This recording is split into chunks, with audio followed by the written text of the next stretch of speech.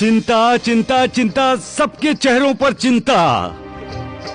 इस संसार में चिंता से ही इंसान दुखी होता है, क्योंकि चिंता दुख की जननी है। जो इस रहस्य को जानता है वो कभी दुखी नहीं होता। फिर तुम लोग चिंता में क्यों डूबे हो?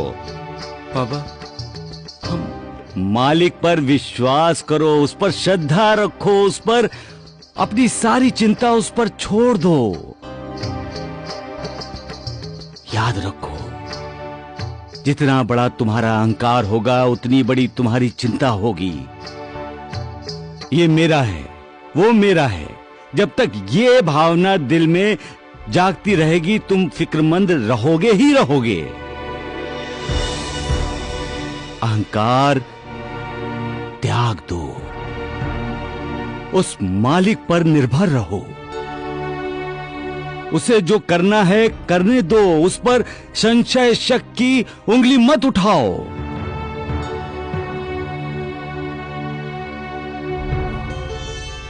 अपने इस शरीर को ही उसका मंदिर बनाओ। भूल जाओ अपने आप को, फिर चिंता तुम्हें तंग नहीं करेगी। एक समय की बात है,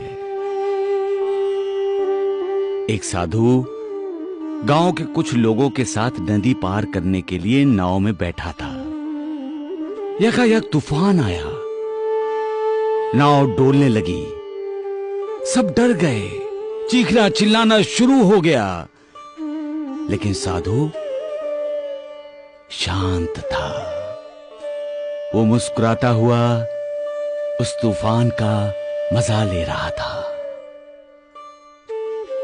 सब लोग उसे देखकर हैरान थे।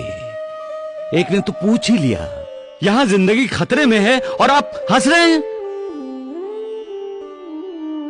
साधु बोला, अगर हम रोएं तो क्या जिंदगी बच जाएगी?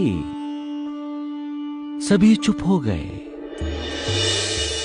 एक बोला, कमाल करते हैं आप, हम डूबने वाले हैं। साधु ने कहा, अगर ईश्वर यही चाहता है तो ही हम डूबेंगे, वरना नहीं, क्योंकि इस दुनिया में उसने हमें भेजा है। हम अपनी मर्जी से नहीं आए हैं, अब जाएंगे तो उसी की मर्जी से। सभी चुप हो गए। तब साधु ने कहा, कर्ता करने वाला वही है, फिर हम चिंता क्यों करें? उस पर विश्वास करो, वो कभी किसी का बुरा नहीं करता, और वो जो करता है उसके पीछे भी सबका भला छिपा होता है।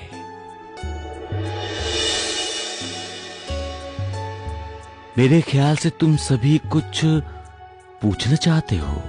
देवा, हमारी नाव किनारे लग गई। तूफान शांत हो गया बाबा। सबका मालिक